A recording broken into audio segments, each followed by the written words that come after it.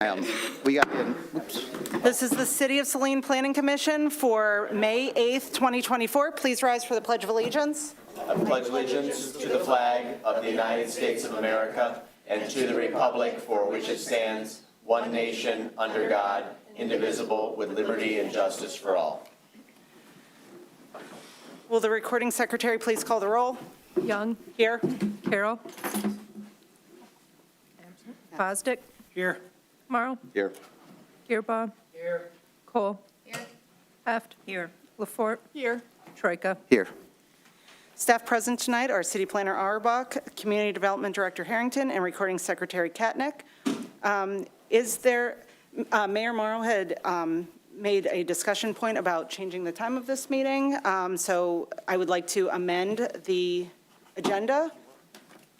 So is there a motion on the floor to move the agenda as amended? So moved. Second. All those in favor? Aye. All those opposed? Motion passes. Is there a motion on the table to approve the meeting minutes of April 10th, 2024 as submitted? Move. Can't get the word out. All those in favor? Aye. All those opposed? Motion passes. Public comment. Under the Open Meetings Act, any citizen may come forward at this time to make comments. The person is requested but not required to state their name and address for the record. Comments will be limited to 3 minutes per person. Carol arrived at 7:02.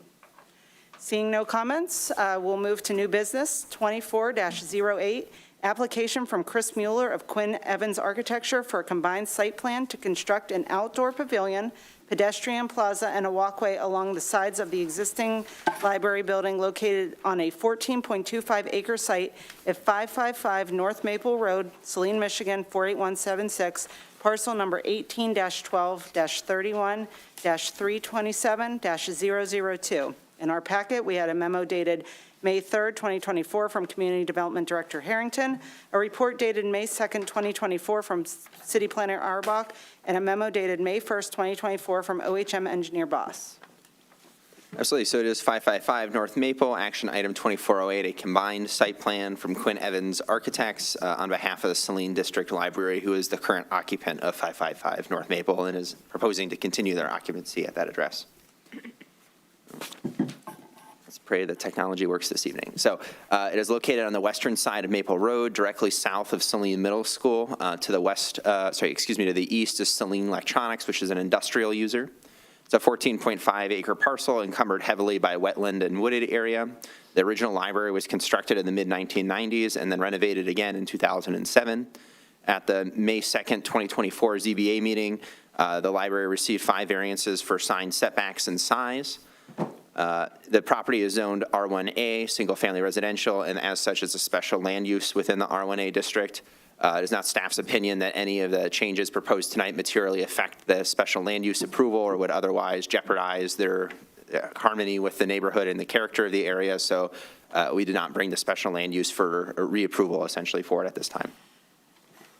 So the request is a combined site plan, so the Planning Commission approves or denies a formalized site plan based on zoning requirements, general appearance, engineering reviews, and a specific concept. If approved, the applicant has to make changes based on the conditions the Planning Commission sets, as well as modifications in the event of conflicts with the state building code. If any proposed changes after an approval are found to be material, the applicant will be required to request a site plan amendment from the Planning Commission. Their proposal is to make exterior improvements to the site, including a new walkway, pergola, a plaza area, and a new ground sign. It's coinciding with interior building improvements as well. So on this side, the applicant broke it down on the sheets handed out to you in your packet from east, south, and west elevations, I believe, or west, south, east. So this is the western side where the proposed pergola is. I'm going to get my little laser pointer up here and see if that works. So this is the proposed pergola structure, if it's showing on your screen. Mm-hmm. And then they also have this plaza area that they're adding, and then additional landscaping will show on a slide in just a minute. So this is the proposed landscaping plan. As you can see, they're proposing to put in a lot more landscaping elements, flowers, bushes, trees to kind of beautify the area, and at least in staff's opinion, looks very nice and adds an amenity to the library. Similar, this is the walkway that will go south of the building and connect their 2 entrances. And then this is their eastern elevation, or eastern section of their site plan that shows the proposed ground sign. It's staying in the existing location of their current sign, but it is going to be slightly larger in terms of total square footage and taller. So it's less wide, but taller, essentially. For the combined site plan, the Planning Commission reviews the preliminary and final, or in this case, a combined site plan, and approves with or without conditions, or denies the applications based on the purposes, objectives, and requirements of the City of Saline zoning ordinances, as well as standard specifications. So the items we look at are area, width, height, and setbacks, natural resources impacted, building location and site arrangement, parking and loading, site access and circulation, safety paths, landscaping, lighting, signs, floor plan and elevation, and then for final site plans, engineering considerations, so stormwater, utilities, et cetera. It was a relatively straightforward review, given the kind of mundane aspect of what they're proposing to do on the exterior. They're minor improvements. It's not a structural alteration. So for area, width, height, and setbacks, the pavilion exceeds maximum accessory structure lot coverage, as it is in a residential district. So our code allows for accessory structures on commercial and industrial properties to be a factor of lot coverage. So if you stay under your 25% or 30%, depending where you're located in the city, you're allowed to have an accessory structure at whatever size you may find reasonable.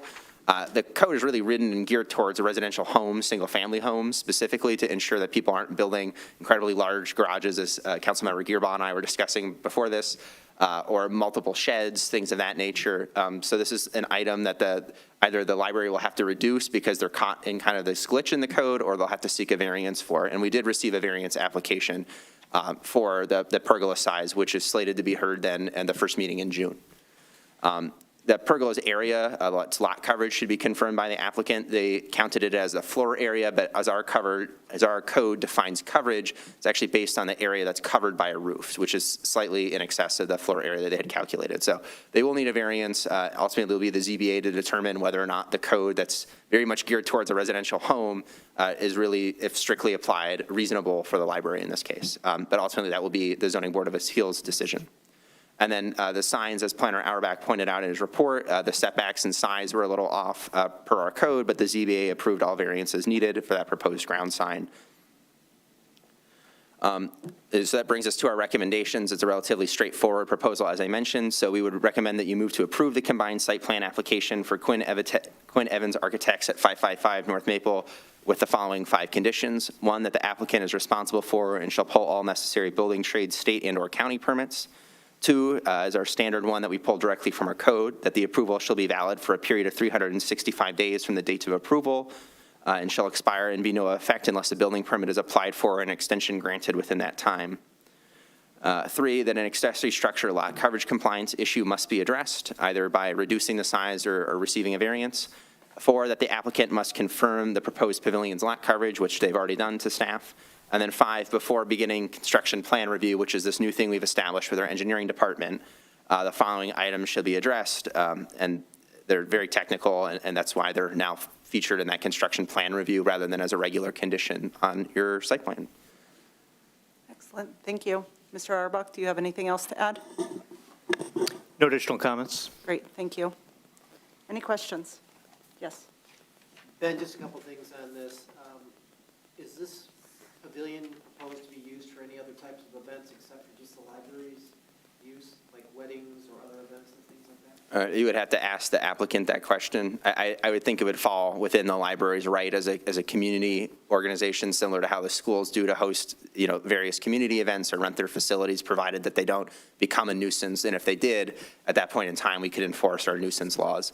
Because it's a library, not a school, it would be covered by our zoning standards, and I currently have a revision of our temporary structures, our temporary uses, which would include assembly activities of that nature, potentially of a larger size, and they would fall within the guidelines of that.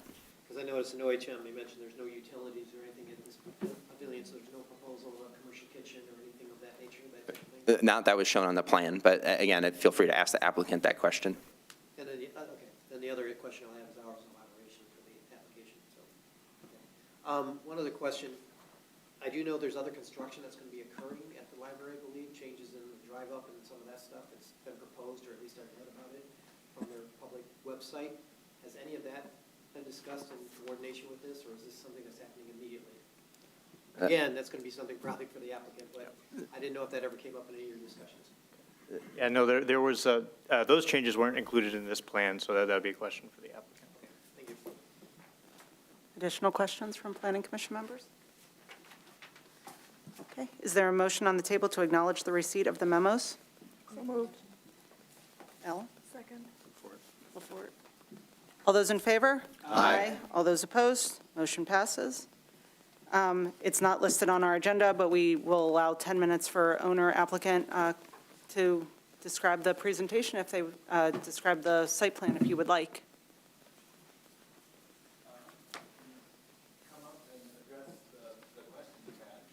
Yep, can you just come to the microphone so we can, thank you.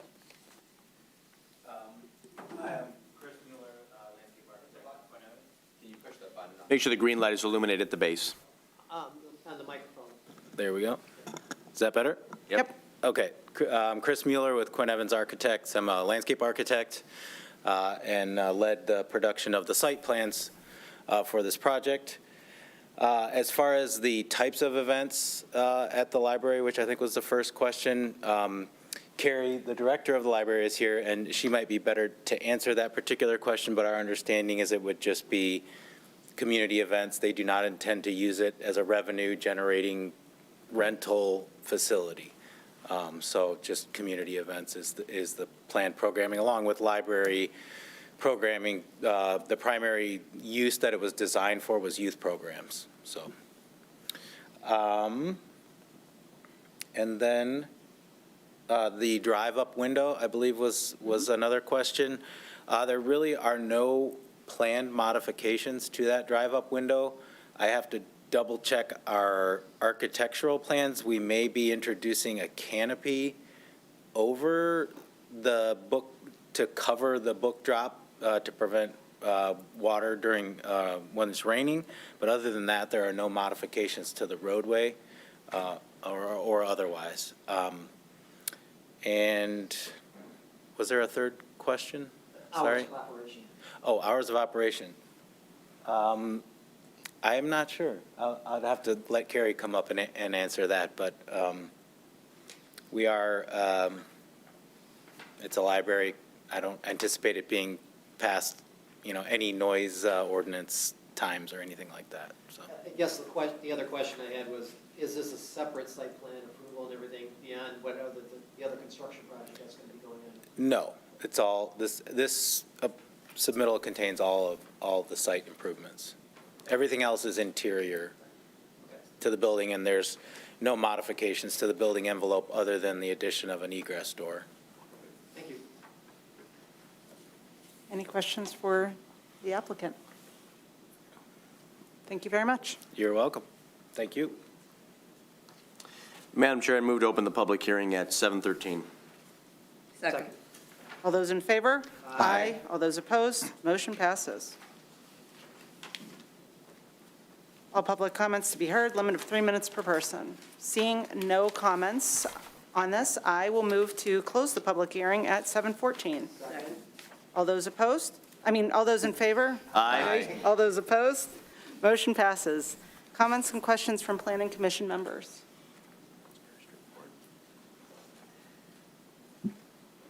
All right. Nothing? All right, is there a motion on the table to approve, not approve, or approve with conditions the combined site plan to construct an outdoor pavilion, pedestrian plaza, and walkway along the sides of the existing library building located on a 14.25-acre site at 555 North Maple, Saline Road, Saline, Michigan 48176, parcel number 18-18-31-327-002, with the following conditions enumerated in our memo? Madam Chair, I'll move to approve with the conditions, noting that this is a very good proposal and has been well vetted by staff and our third-party consultants. Any additional discussion? All those in favor? Aye. All those opposed? Motion passes. Next new business is 24-09, application from Dr. Mitchell M. Road of Just a Fuse LLC for a preliminary site plan to establish a private club workshop in an existing commercial building located on a 0.3-acre site located at 7641 North Ann Arbor Street, Saline, Michigan 48176, parcel number 18-13-36-428-017. In our packet, we have a memo dated May 3rd, 2024 from Community Development Director Harrington, a report dated May 1st, 2024 from Planner Arbach, and a memo dated May 1st, 2024 from OHM Engineer Boss. Perfect. So it's 7641 North Ann Arbor Street. It was formerly in Lodi Township, so sometimes it's been referred to as Saline Ann Arbor Road because Lodi referred to the road differently for some reason. So it is a preliminary site plan as opposed to a combined one, so by its very name, it will be more preliminary. Dr. Mitchell Road is the applicant who's in attendance tonight, and the proposed name of the establishment is Otto's, which I believe is the historic name of what the building used to be.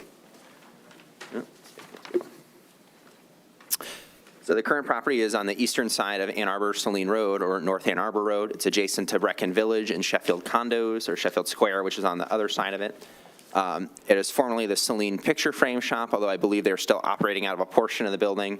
It was annexed into the city formally last September, but you all heard that proposal and the rezoning proposal of that at your August meeting. It is adjacent to other island properties under Lodi Township jurisdiction.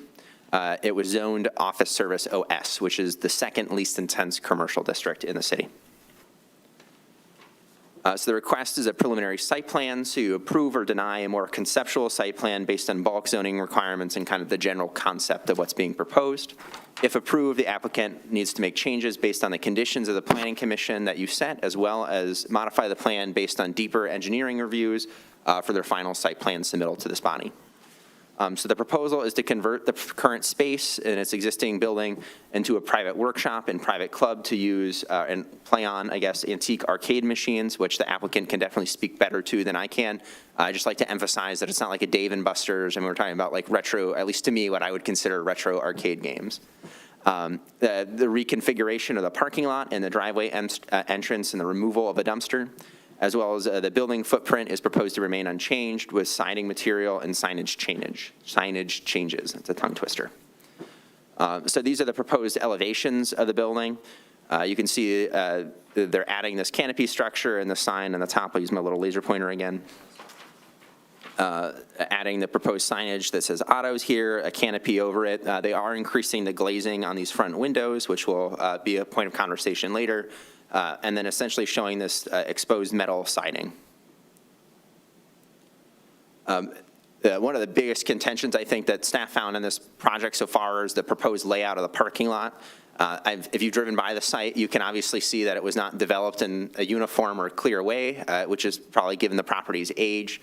So currently the parking lot, you enter it, it runs right into the street. It kind of then veers down to the south towards the other property, but then doesn't really have a full drive aisle because of the presence of trees, and then opens up in the back. The dumpsters are kind of located right in the middle here. So the new parking lot is a lot more methodical. It's closer in alignment with city standards, but there are still some issues. So the first of which we'll hop into is the length and the area of the drive aisle as it enters the street, and then the width of the drive aisle, that's two ways that goes throughout the parking lot. They also submitted a proposed landscaping plan in a pretty preliminary state. So they show presence of trees on the north end of the property, as well as from the condos to immediately to the east, and then additional plantings to the south. Additionally, they're proposing to put in a chain link fence on the side of it, and Dr. Rode can tell you the story about why he needs to replace the existing fence that's there. So essentially for a preliminary site plan, you're looking at essentially everything under the same lens, although maybe not quite as scrupulous as you would for the combined site plan. The big difference being that they're very preliminary engineering reviews. We did bring OHM in, so you do have a memo for this, which is somewhat unusual for a preliminary site plan, given some of the constraints they're going to have with this parking lot configuration with stormwater for a property that was pretty built out, decades ago. So we have two slides for our preliminary review. So the building location and the site arrangement. The building has a required front yard setback of 25 feet, and that's relevant. They definitely exceed that from the existing building, but then as part of our code, they're required to have a green belt within that first 25 feet. So they can't have parking or a drive aisle, a maneuvering lane within 25 feet. It can simply be a driveway up, and then it can kind of branch out after that first 25 feet. So the current proposal has 6 parking spaces and a maneuvering lane within that area. The items must be addressed by the applicant. They must either comply with our code standards or they could seek a variance, which could potentially be in their interest given some of the unique circumstances surrounding the historic development of this property. But ultimately, I think giving feedback to the applicant tonight on behalf of the Planning Commission and trying to get the applicant a little bit better direction on how to handle some of these issues would be a good use of our time.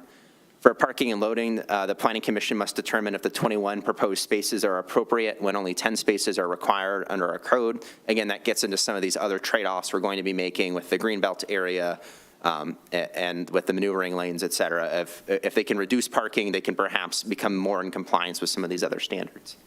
And then lastly, site access and circulation. The proposed access drive is 25 feet wide at the curb and a maximum is 24. That's a pretty minor change. The proposed maneuvering lane is 16 feet wide when 24 feet is required. And then I believe there is another one that Mr. Auerbach called out, which is the length of the parking spaces is supposed to be 20 feet and 18 feet is proposed. So again, it's just kind of highlighting those areas. So the green kind of indicates the green belt and that setback that they're expected to follow so they can have a drive aisle coming in, but in theory, they're not allowed to park cars within that. And whether that's a reasonable difficulty or practical difficulty is a kind of a different conversation than the one we'll have tonight. The 16 feet maneuvering lane, the width of the length of the parking lot, I can't speak, parking spaces, and then the 25 feet at the curb. Additionally, the Planning Commission should determine in regards to landscaping whether opaque screening walls or fences are needed along the east, north, and or south property lines. The applicant has to confirm if trash will be stored outside. In conversations with the applicant, I noticed their intention to remove the dumpster and switch to regular bins, but that storage area shall be shown on the site plan.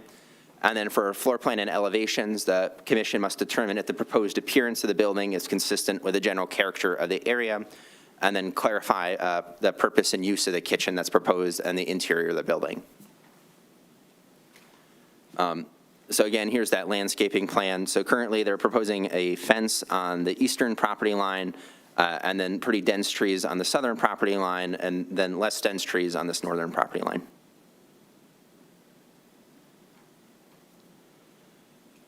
So the items for your consideration are, generally speaking, the parking lot configuration. Obviously, it's a challenging lot to reconfigure, and I would just encourage you to be clear with the applicant on what you believe must be modified to meet safety, to meet aesthetic standards, to increase site access and flow. And then the ZBA will ultimately be responsible for hearing any variance requests for items the applicant is unable to comply with or feels that they are unable to meet. For the number of parking spaces, we're pretty indifferent about the applicant having more than 10 spaces. However, again, those issues kind of need to be balanced with the dimensional and the access issues that we've identified. I would add that there is ample street parking available on both Harper and Lampkin should the applicant businesses or host events or whatever, if they need additional parking, there's double-sided street parking on both those roads. And then lastly, building design and appearance. The code says the overall appearance of the building, not necessarily just the material. So although the metal siding, I would say, is a little bit harsh for a residential area, it is a pretty old building. According to the applicant, there are some real structural challenges with putting on different types of siding. I would add that it more than exceeds the required setback for residential area. It's remaining a one-story building. They're removing the ground sign and then adding additional glazing on the front, all of which I think definitely lend itself to that more of a residential appearance. It's on a major road for the city, so that's not a concern of mine, but if the Planning Commission feels differently, I would encourage you to be kind of specific with the applicant about those changes that you would like to see that would give it more of that residential character and appearance. So at this point, I would recommend that you approve the preliminary site plan with some specific criteria. If you have more concerns about the appearance of the building, I would definitely recommend you add those as conditions. But different than the final site plan, the approval shall be valid for a period of 180 days and expire and be of no effect unless an application for a final site plan is submitted or an extension is requested. The applicant shall have to address the front yard parking space and maneuvering lane encroachment before submitting a final site plan, either by receiving a variance or by effectively fixing it on the plan. The applicant shall address the access drive and the parking facility before final site plan submittal. The applicant should clarify what the kitchen will be used for and if it will be made available to customers renting out the space. And then the applicant shall review the items for construction plan review called out by OHM's report dated May 1st, 2024, prior to final site plan submittal. Thank you. Leonard Auerbach, do you have anything else to add? Sure, just to reiterate some of Mr. Harrington's points, I think the key, some of the key points of discussion for tonight are giving the applicant direction about what screening the commission feels is necessary, both on the north side, where there's a single-family dwelling to the, south side, single-family dwelling to the south. There's a dentist's office to the north. There is multifamily across from a drive on the east side. As Mr. Harrington mentioned, the wood fence is being taken down, being replaced with chain link. It's not clear what landscaping will remain in that area. So along all of those lot lines, I think the key question for you and to give the applicant some direction on is whether walls and/or just landscaping would be adequate to provide screening.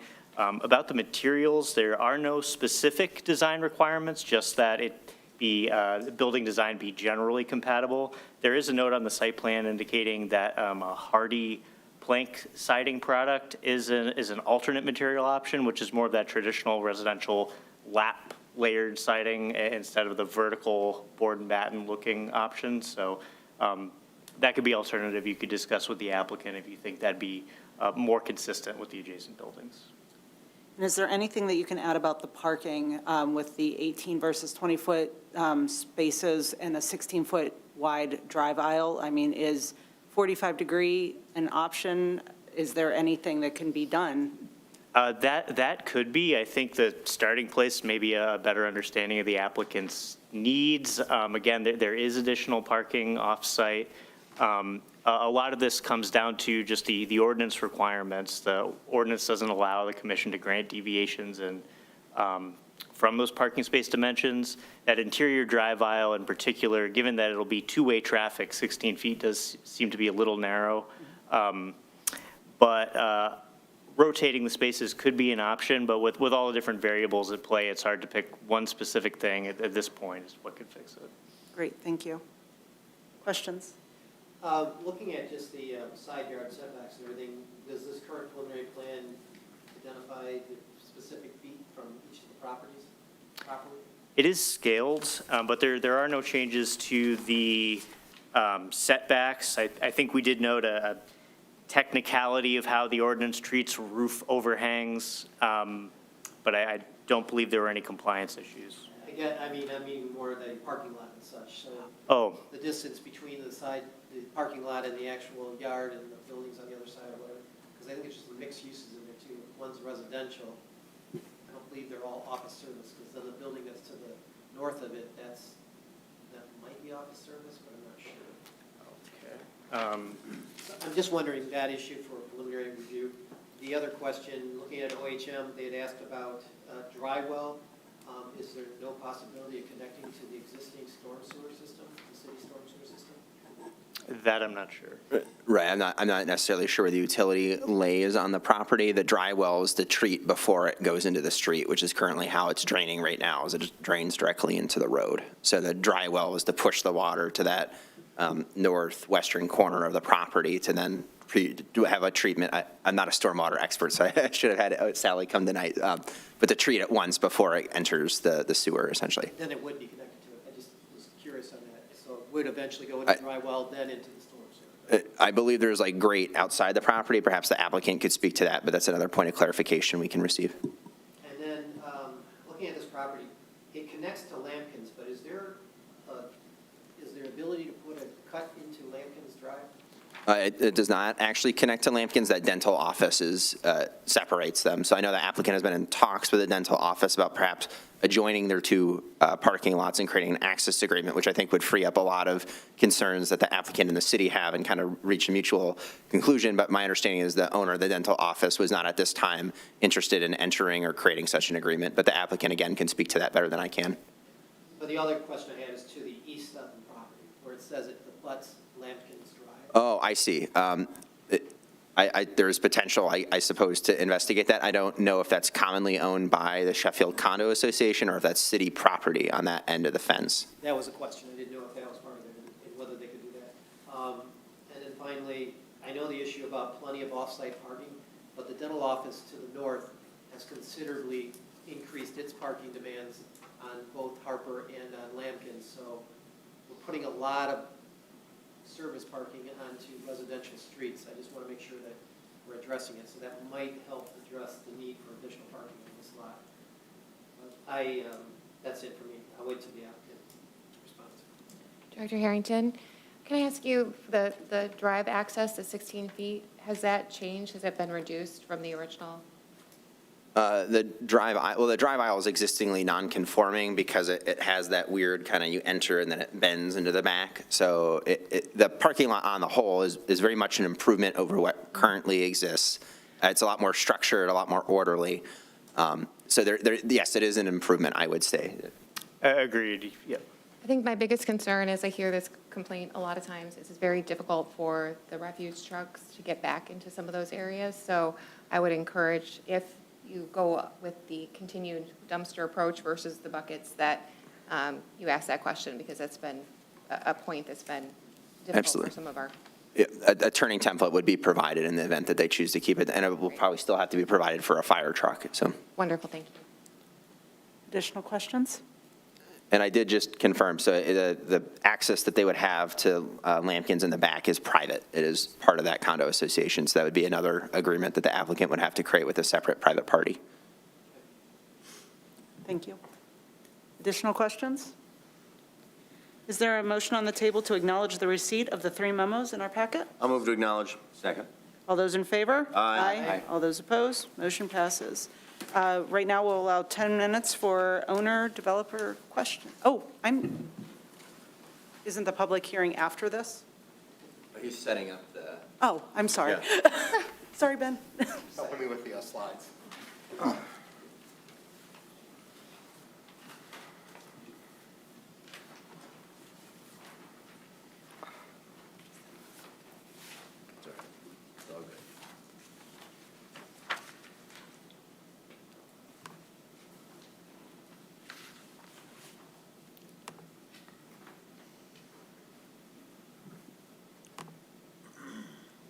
I think all you do is hit the space bar. Thank you, my friend. Thanks, Thank you, everybody. welcome. My name's Mitch Rode. As most of you know me, I'm the guy with the school up the block and the recently retired CEO at Quantum Signal, and now the owner of the former Saline Picture Frame Company. I appreciate your consideration here this evening. I put together a few materials that I thought I would present, and hopefully these will answer some of the questions, but I'm certainly happy to answer any questions separately. First, as some of you may know or may not know, the motivation for this project, I've been collecting antique arcade machines since the late 1980s, and my collection has grown and shrunk over the years, but finally to try to find it a permanent home that we could set it up and let others take a look at it and play with these games and experience them, I think that's the motivation behind Autos. It's pretty exciting stuff, and it's something I've been working on for at least the last year and a half. As Mr. Harrington noted, the history of the building is long and prolific. It was built in 1947 as a World War II steel building kit. If you look at the picture there on the right on my slide, you'll see how it looked on North Ann Arbor Street back in those days, and you actually see the building where it was the only thing within, many moons, many acres of farmland. It was known as Otto's Meat and Cheese for about 50 years, and it was purchased by the Bowies for the Saline Picture Frame Company in 1998, and I recently purchased it in late November. So to clarify the intended uses, because I get a lot of questions on this, as Mr. Harrington stated, is primarily as a private club. As like I say, think of a VFW hall, but very nerdier, a lot nerdier. It's to serve as a home for the collection and a workshop for me to work on the games. It's also to share some of the rare game history with very small numbers of visitors in a couple different ways. Private sessions with friends and enthusiasts, perhaps limited open sessions for the general public here, a couple Saturday mornings a month, so kids could come and experience it. Small parties for fundraisers and so on, and private sections with small groups. But this is not intended, as Mr. Harrington noted, this is not a Pinball Pete's, this is not a Dave & Buster's. These are antique games that can be appreciated by folks that like antique games and not really a redemption, ticketing, Dave & Buster's kind of deal. So I have no intent to open a full-time arcade. We're not hiring any employees here probably, and I'm not going to staff it full-time, that's for damn sure. What we're doing in planning on the inside, well, a lot more than I ever dreamed of when I purchased the property, but there it is. We're redoing the electrical and lighting, the plumbing, we're insulating the walls, we're putting in all new windows, refinishing the floors, putting in new IT infrastructure, and remodeling the kitchen and adding a bathroom. So these are pretty exciting things to make it a much more functional building, not just for autos, but in the future down the line for other folks. On the outside, we're redoing the siding, as it was mentioned, as well as the lighting, the roofing, the parking, and the landscaping to make it a more appealing building. Just so you know what the internals look like, roughly, the layout, we've got the arcade area, which is the majority of the building. The back will be a workshop. Right now, we've got the Saline Picture Frame Company renting a small portion of the space in there, and of course, the kitchen and bathrooms. Two main issues driving. I read all the memos that were supplied, and I really appreciate all the great feedback and some really interesting stuff. As an engineer, it's always fun to read other engineers' reports, so you have all sorts of thoughts. But two main issues driving these site revisions, as far as I see it from my perspective, is first is we have drainage issues, and the second we have parking issues, and both of which, from my perspective as the owner, we need to take care of as soon as possible. On the drainage side, we have issues where the water flows toward the building and then the street. And that water has been going on for quite a long time. If you see the picture I put up there, I took the other day, the metal panels are being degraded because they're encountering water every time there's a big rain. And water is starting to intrude and come underneath the door, kind of the doors, and get inside, and that's not good. The new plan redirects water away from the building and toward the street, as is more appropriate here. There's a dry well, as was mentioned, at the northwest corner of the property to help regulate the outflow, and we could talk about how big or small that is and how we handle it. The engineers, civil engineering firm, George Jerome, I hired to work on this, prepare the site plan, indicated that per their calculations, detention to support like 100-year rain is probably not viable given the property and how it is in the building. But I'm welcome to, I'd welcome any suggestions or ideas there. So you see the proposed slate water flow, as Mr. Harrington showed. You can see around the back of the building, it kind of flows around the back, down the main parking lot there, and then toward the northwest corner of the property, where there's a dry well as well as a gravel overflow to try to get there. To answer, actually, I think Mr. Gerbat's question earlier, I believe there is stormwater service there, but one of the issues, as we see at the Union School, is that there's a large gas main that runs up North Ann Arbor Street, like a very, very large gas main. And that gas main precludes a lot of boring, of like trying to run things over and under it. And we have that same issue over at Union School. And so we had quite a time about a year and a half ago working on that. But so I haven't really investigated like how we could bore or do anything there to connect. But we kind of went down the path of if we can drain the water as it has been onto the street, then that would be a preferred option if we can make it work. On the parking side, currently, as Mr. Harrington and everybody can observe from the pictures, there's 10 spots with a very poor layout. It evolved, I would say, organically, as it were. The proposal is to increase to 21 spots for two major reasons. And I just, can answer a lot of questions on these. But first of all, is to support those use cases, as I mentioned. If we have folks on site, the last thing I want them to do is to be parking in other people's parking lots, parking on streets where they shouldn't be, or annoying people, going back to their cars, and so on and so forth. And so I want this to be something where, if possible, I'd like it to be as self-contained. And so having as many spaces on site, on that little site, without getting too crazy, I think is a worthwhile thing. The second thing is to maintain and support the long-term use of the property and the value. And so, I look at it not only as autos for my arcade games, but say I might want to start another small company and I'd like to put some office workers in there. That might be a fun thing. Or if I sell the building down the line and someone wants to put a small thing in there with office workers, we added a second bathroom to increase the capacity of the building. So it wasn't just one bathroom with like 15 people maximum, it would be like 30 people. And so 21 spots with 30 people is still pretty questionable in today's, in a lot of folks driving in from places, but still, it would be better than nothing. The existing site you guys have already looked at, so I won't go through that. The proposed site you see there, a lot of spaces as best we could do. on the site. Obviously, there are some challenges, as were mentioned. The first being that proposed, where we had proposed 25 feet on the inlet, when really the standard says 24 feet. And that was simply, I talked to civil engineers, an oversight on their part, and I apologize for that. That's something we can correct, and it's not a huge deal. The other thing is the setback line, which is, and the notion of not being allowed to put spaces in the front there where there should be green space. And I understand that there are regulations about that, and we can talk about what that is. But if I'm not allowed to put spaces up front, that kind of significantly reduces, I mean, that kills like 6 spaces there, which is quite a few for this opportunity. And so I'm hoping that we can work through that or talk about what we can do on that, and or potentially, if we need to, go down the path of variance. But I'm hoping we can work something out there. The public streets thing, with all due respect to Mr. Harrington and friends, I looked at the Harper and Lambkins, and per what, I forget, one of you mentioned earlier, these are residential streets. And, and when I look at like Lambkins right behind the site, it's private, it's privately owned, and it's not set up to park anyone on the street. It's literally very narrow so you can do like one car either way. And when I look at Harper Street there, I've been looking at it for the past couple weeks, there is, at least during the days, a significant amount of parking that's used up by the dental office. And so again, as someone mentioned, I really, really would prefer not to start to overflow into the neighborhoods, because the minute we do that and you start getting calls from someone that's grumpy about this being a nuisance, and I'm going to be back here and everyone's going to be pounding on me for creating a nuisance, I would just rather not do that. But we can talk about what the best solutions are.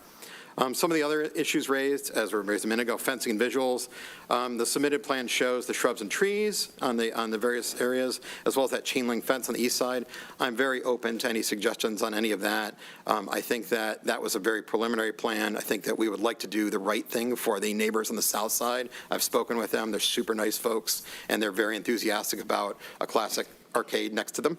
And I think on the back side on the east side of the property, as Mr. Harrington joked, we had a young man drive his new truck through the back fence in November and almost kill the former owners of this building, which was not cool. Fortunately, the young man is repentant on that, and no one was harmed, so everything is okay.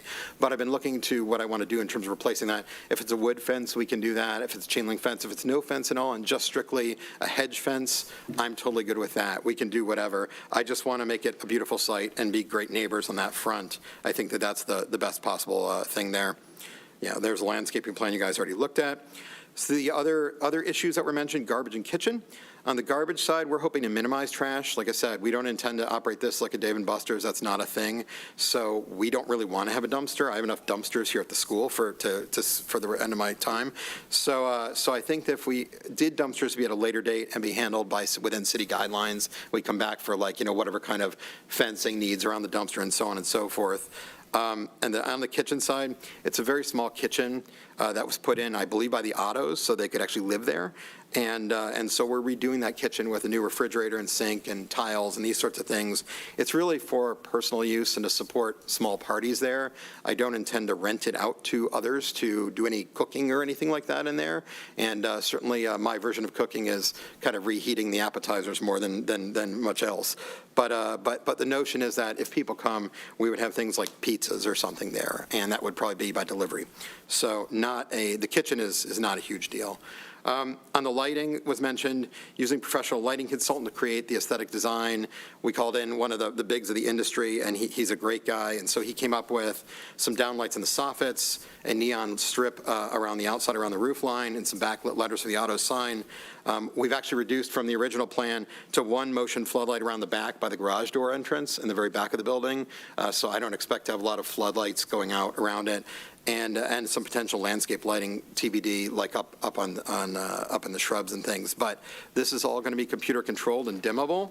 We'll be on a time schedule. I've been working personally on designing that system and prototyping it in my office at home. So we expect that it should create minimal light pollution and disruption.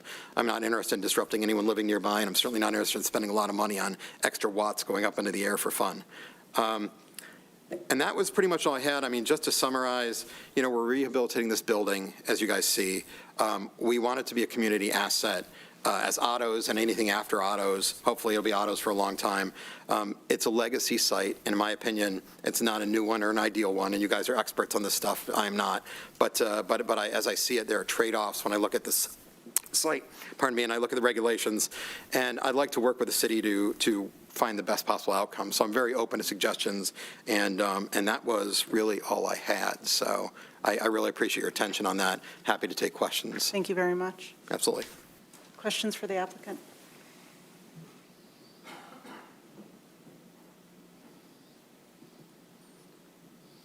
I've killed the vibe. I guess we had talked about the screening. I'll Sure. just kick it off, especially on the east side towards Lambkins. I mean, I'm glad that you're amenable to any sort of fence, bollard, Yeah. hedge row or anything like that. Any reason for the scarce or the sparse landscaping on the north side near the dentist's office, or is that just the way that it? Only because if you look there, if you go out there and look, the side of the building right now is pretty ugly because it's been, I'm not going to say neglected, it hasn't been neglected, but it's a very old building. It was repainted probably 25, 30 years ago. It's metal panels, the stuff's flaking off. But when we redo it, it's going to be quite beautiful. It should look very nice. And so my thought was we do some ornamental landscaping on that versus trying to put up a hedge fence or whatever, which looks a little bit artificial because it flows into, there's kind of an open area where they have picnic tables and things on the dentist property, on Dr. McFitton's property. And so I didn't think that we would really want to go too crazy on the fencing. Sure. In fact, I thought that the original wood fencing in the back toward Lambkins was a little bit weird, and maybe it was good for safety or maybe a little bit of privacy, but it feels like just trying to do something. I'm even a little bit ambivalent on the chain link fence because I think a nice hedge thing, dense hedges might do. All right, that's good. Okay. I apologize. Like I said, I think we can work on it. I mean, I understand the need for these regulations and things. That has been, from my perspective, it's right now, if you look at it, what it is it's literally goes all the way to the sidewalk to the street. And Saline's Finest have used that as a speed trap for many years because it's easy to turn around for them on it. And so we don't want it to be that anymore. And I want to fix it up there. But giving up that many spaces feels kind of tough in terms of if I want to have any sort of group come over. The problem is people don't carpool, right? I mean, I'm sure a lot of you guys on the panel agree with me. It's man, every single person takes a car and they all want to park, and they all want to park 5 feet from where you're at.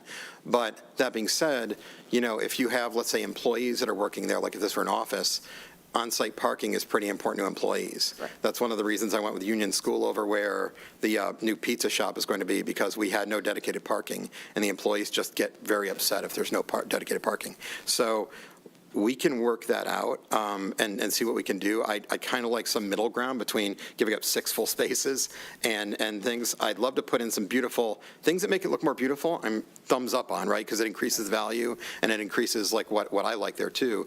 But it's the parking is precious to these kind of things, right?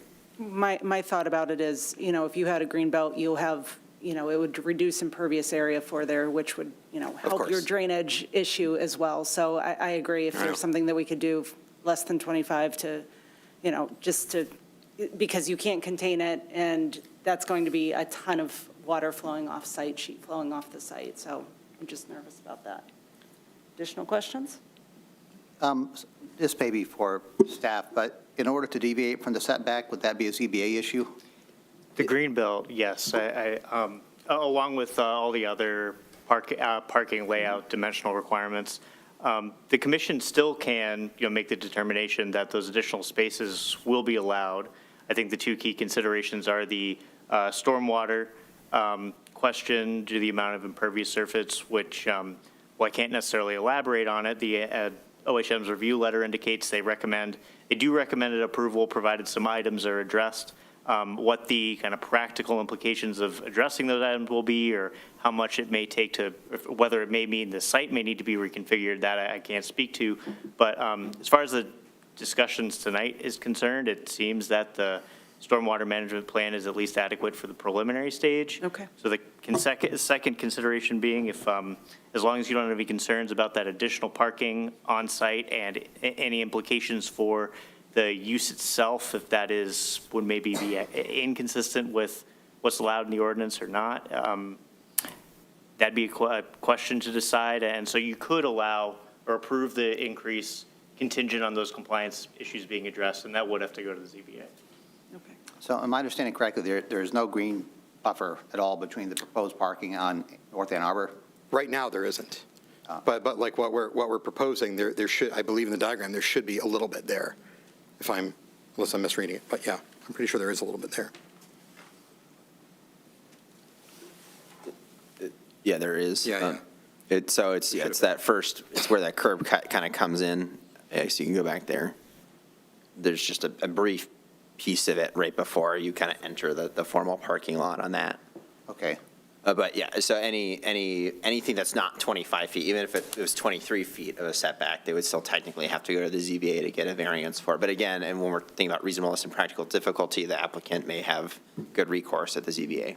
But also, that's the ZBA's decision. So currently, there is existing parking within the setback on the north part of the front of the lot?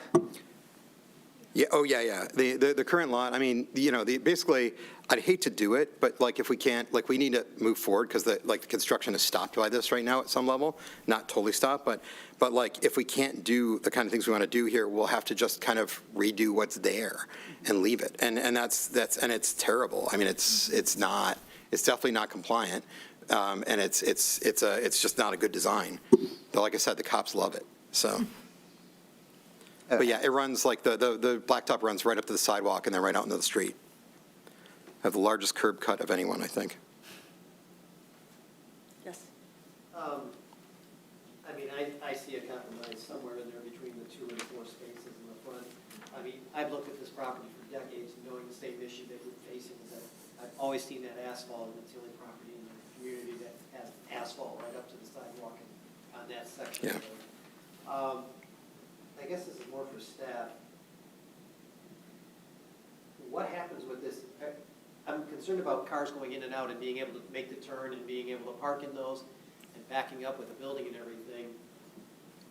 And then the issue being, will there need to be a variance in terms of the parking spaces as they set away from the side yard setbacks? And I guess that's the question I was asking you earlier was, does this design provide enough setback where the asphalt ends in the side yard? Because I thought you can't put asphalt all the way up to a side yard when there's mixed uses or zoning. I believe it's just a 5-foot setback requirement, and it looks like all other requirements aside, they would maintain that. And then there would be all the landscape would go within that 5-foot setback? I think so. Yeah, that's the idea. And then the other question, knowing how much impervious surface is there, when do we require islands and other aspects? Does this not take that into consideration? Or? That's yet another variable in the parking question. I think the requirement is there can't be more than 16 spaces in a single row without an island. So the bay along the south lot line would need to be reconfigured to provide that, or at least have no more than 16 in a single parking area. I was going to say, if we give up a couple spaces in the lower left there on the southwest, that would address that as well as, well, I mean, it wouldn't address the full setback issue, but it would help. Well, that to me makes sense. That would at least address half of the issue of the asphalt going to the sidewalk. And as I understand it, the southern portion of the front part of that building, you currently don't have parking or asphalt right next to the sidewalk. You do in the north. Right. So if you were to lop off a couple of spots that are currently on the far west, on the southwest corner, you'd have at least half of a green buffer, which would address some of our concerns. It would also address the island issue of having, you would then go to, 16 spots along the southern line? And do I understand that would then not require an island? That's correct. So, one idea. No, absolutely. It's a good idea. The plan here says references a 7-foot side yard setback. Is it 5 or 7 foot required? 7 feet would be for the building, 5 would be for the asphalt, the drive, I believe. Correct. So does this provide 5 foot for the asphalt or 7 feet? In other words, is there room to maneuver? Maneuvering space is yet another question. Well, I didn't phrase that correctly. I mean, is this providing for 7 feet from the property line? And could they go to 5 feet if we have concerns about maneuvering in and out of the parking spots? I'd have to check. I'm not sure if that dimension is called, I mean, eyeballing it from where that 7-foot side yard setback line is shown, it does look like the pavement would end at the 5-foot Okay. mark. So. Okay.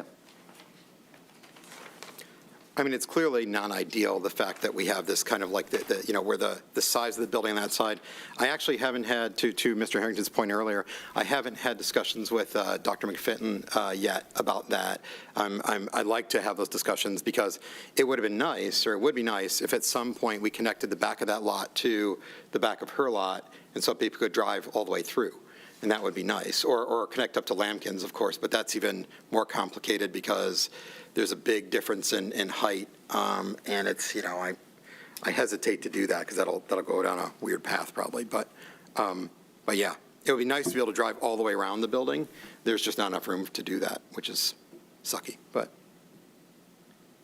Yeah, I think that, I mean, my big concern is just the maneuverability. Like, that's a big it's a big difference between what is called for and, the requirement of 24 feet and what the actual lane width is 16 feet. That's like a car width difference. And so I'm wondering, I guess, partially it's a question for staff, is like, does this look right now like if somebody is trying to come towards the back of the parking lot, they're going to have to wait for somebody to pull in before anybody can move? Or is there actually the possibility that 2 people can really get by each other? I think there could be a scenario where like overall site circulation is improved with some deviation from that 24-foot wide aisle. I mean, that's fairly wide. Certainly other communities allow for narrower. 16 feet is cutting it a little close, though. This is an item I would request that OHM look at more thoroughly, as well as our staff engineers, just because it's not my area of expertise, unfortunately. Is that mainly an issue of cars passing each other or being able to pull in and pull back out? Both. Okay.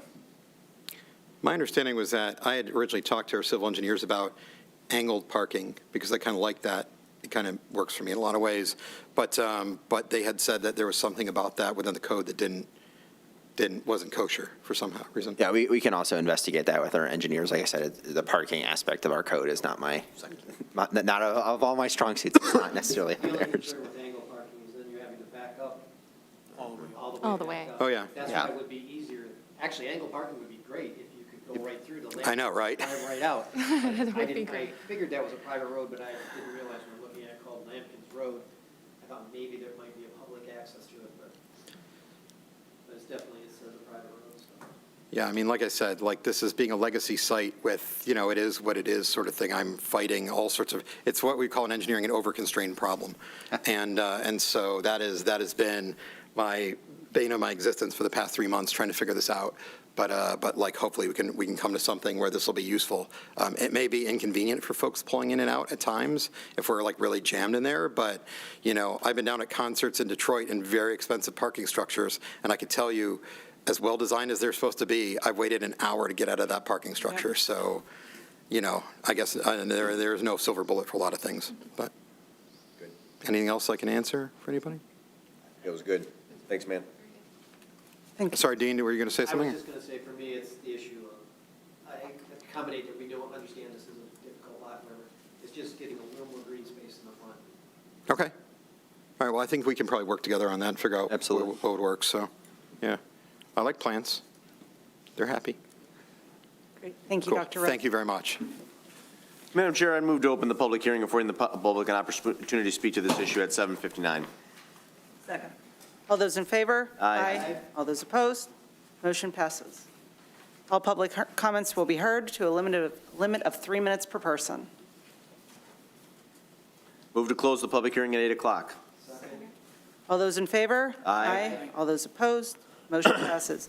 Just want to remind you that this is a preliminary site plan that we are discussing right now. A lot of the comments will have to be addressed from engineering consultants. A lot of work still to be done, so just keep that in mind with a lot of the specific questions. Good to bring them up so that Dr. Rode can incorporate them going forward, but just so we all understand that. Any additional questions, comments? Ben, have we answered what you need? More or less, so I guess I can, Let's be more, I don't want to leave any, anything blank for Dr. right. Rhodes. So I guess to go over what we talked about, it was whether 16 feet is truly sufficient for two-way traffic. So then you wanted to work with Dr. Road on the landscaping in the front to perhaps retain more of the green belt than what's currently proposed.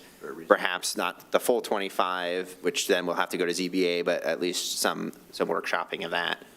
And then stormwater, I guess, is kind of intrinsically tied to those two things. I think landscaping, the adequate screening was one of the things we didn't really touch, if you think there's more screening needed on the north, south, or east for this. That's my judgment. Yes. I mean, for the east side, I'm fine with either a fence or a hedge. Chain link fence is always going to have a institutional look to them, but whatever will make it be attractive. I mean, I do know there's issues about people coming in from the other side, so. I had a question for Mr. Harrington. Is two-way traffic required? With this with this few parking, I would think people could, wait until one lane is. Yeah, so how our code is written, it either defines it as one-way or two-way. So if it's one-way, then there has to be another means of egress from the lot, and in this case, there just isn't, because as Dr. Rowe pointed out, there's no circulation around the building, so. I was going to that point, the city of Ann Arbor changed a lot of its one-way streets to be two-way with a single lane, and you simply have to pull over and maneuver around another car, and the reasoning is you don't have that many situations in which cars have to pass. And I see that here. I mean, this lot is constrained, and at least I'm personally okay with having the parking configured the way it is along the south side, because there's not really an option. And I think the only concern is that people are going to have trouble passing each other. Well, it won't happen that often, and they can slow down and figure it out. No, I agree, there's definitely an aspect of reasonableness there. My personal opinion is that it's reasonable, but again, I'm not a traffic engineer, so I'm not going to stamp that, so please don't take my word for it alone. Additional questions, comments? The only other question regarding the garbage, whatever, if you have bins instead of having a thing, those will be stored inside. I think that was one of the questions that was taken. Did you have a garage door or something like that? Yeah, no, the idea would not be that we would store them inside. Likely it would be back right in this area right here, which is where they have traditionally kept their recycling bins. Can you guys see that? Over on the kind of the east corner, or east side. It's kind of hidden from view in a lot of things. I don't want to put a lot back there because, as we mentioned about the turning around and things, if people need to turn around back there, I want people to be able to turn around. I mean, I personally have that experience all the time. But I think a couple of small trash bins hidden back here probably isn't going to do any issues, unless you see differently. Well, no, I was just saying, do you have to require it so it has access to a truck, or can they just roll those out to the curb? So if it's the bins, I think that's a different conversation, unless Planner Auerbach has something else. I think the real concern is going to be from the fire chief, but usually my understanding from his stance on existing buildings is that he finds it unreasonable usually to require great accommodation be made for a fire truck, but. I think the zoning requirement is just that any dumpster stored outside be screened, so more for that screening purpose, not necessarily truck access. Yeah, but these are just bins, not Right, and I would treat the bins then like a residential user where it just can't be in front of your building. It has to be stored, which I think is then an improvement over the dumpster, which you can see from the sidewalk, so. Yeah. And you would move the bins to the street on the right day. Yeah, exactly. It's like, this is not, like I said, if we're generating that much trash, I'm going to be shocked. So, though without a dumpster, I don't know where the cats will live, so. So, anyway, thank you. Yeah, and that's fine, because I believe the dentist office across the street did the same thing. They have like 15, they don't have a dumpster, but they have like 15 or 16 bins. So I'm not sure how that. Anyways, thanks. Anything else? If I can, All right. Yes. the only other two items that weren't discussed were those exterior materials, and if you have any comments about lighting, I believe sort of some unique, at least LED accent lighting, which if you have opinions about one way or the other.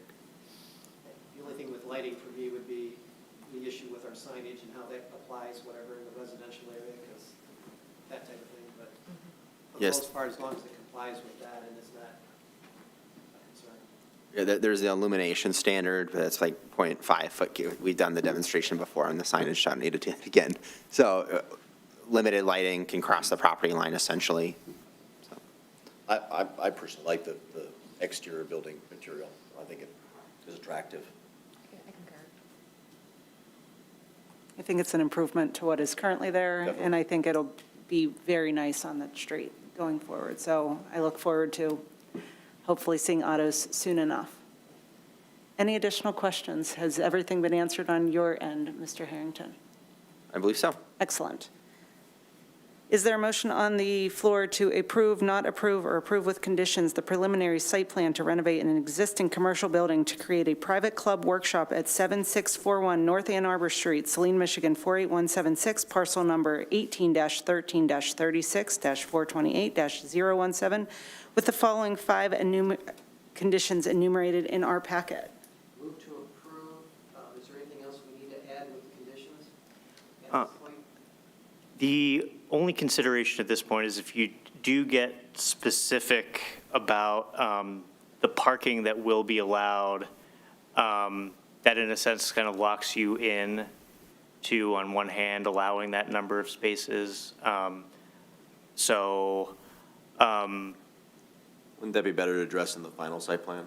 You could leave that We can defer it to. item out for now, yes. I mean, you could also maybe say that they can't expand what they currently have, but until they reconfigure the parking lot, we're not really going to know what that number exactly is. So with parking not to exceed a maximum of 21 spaces based on further evaluation from staff prior to final site plan submittal. Is that sufficient? We already know we can't exceed 21. Right. so- Yeah, I just don't think it's necessary. I don't know. Yeah, if Yeah. we don't have to at this point, that'd be fine. Okay. There's no realistic way you can get more parking on there. So with the 5 conditions enumerated below. Correct. I'll second Mr. Gearbaugh's motion. Any additional discussion? All those in favor? Aye. All those opposed? Motion passes. Discussion item, Mr. Morrow. Just one briefly, Commissioners. This came up recently in conversations with staff. Many boards and commissions have changed their meeting time, some to 6, some to 6:30. That would probably be more convenient for staff, but I'm mindful of the fact that we need to find a time that's convenient for you all. So I wanted to bring that forward for your consideration tonight to see if 6 or 6:30 would be a more ideal meeting time for Planning Commission. I just want to make sure that we're still convenient for citizens that can attend this too. I mean, we did move this back a half hour to 7 o'clock just recently, so the 6 or 6:30 starts getting into the meal time. I personally find it hard to get here by 7 o'clock, but that's just me because I have kids and they are busy, but that's my general opinion. I'm in the same boat. 7 works best. Okay. So we're going to stick with 7 for fine. now? Yep. Excellent. And we can reconsider it, of course, come December when we set our meeting schedule for 2025. That would be great. Yep. And then I guess just another irrelevant thing, but we can talk about it as discussion, is for the site plans. When you open a public hearing, it's not legally a public hearing, it's just a public comment at this point in time. We adjusted the site plan criteria to be pretty clear about that. It's a pretty minor semantic change, but a public hearing under state law is formally published in a way that a public comment, which is just a mailer that we send to residents that are within 300 feet of the subject parcel. So in the future, the agenda will say public comment period rather than a public hearing, and it's not classified as a public hearing for all minor intents and purposes. So Did I mess something up, or that was just, it was actually the mayor this time. So, Okay. Brian. Did I mess up? I apologize. You open the public hearing when it's technically a public comment period. And then, like I said, it's a very, very minor difference, but legally they are technically separate things. So thank you. Correction noted. My apologies. Do we think we'll have the next meeting? Is there anything on the agenda? no, there will not be a second meeting in May unless you would like to just have a simple discussion item. We received some renderings of what a build out of some of our downtown would look like under maxing out our D1 and D2 districts, which is going to tee us up for a project that MISHDA is funding, which is made to reevaluate some of those downtown standards for height, area, use even. So it's just kind of a starting point. So there's a discussion we could do, or we could tie it to a meeting where we also have business occurring. That would be my preference rather than having a meeting just for the sake of a discussion. Are we likely to have an action item for the first meeting in June? Yes. Okay. My recommendation would be to do it then. Lump them together. Right, yeah, there's definitely action items for the second meeting in June. I will not be here for the first meeting in June. So if the item that we believe is going to come forward at the first meeting in June happens, then City Manager O'Toole will be here in my place. Great, thank you. There are no absences tonight, so is there a motion on the floor to adjourn at 8:10 PM? All those in favor? Aye. All those opposed? Motion passes. Thank you.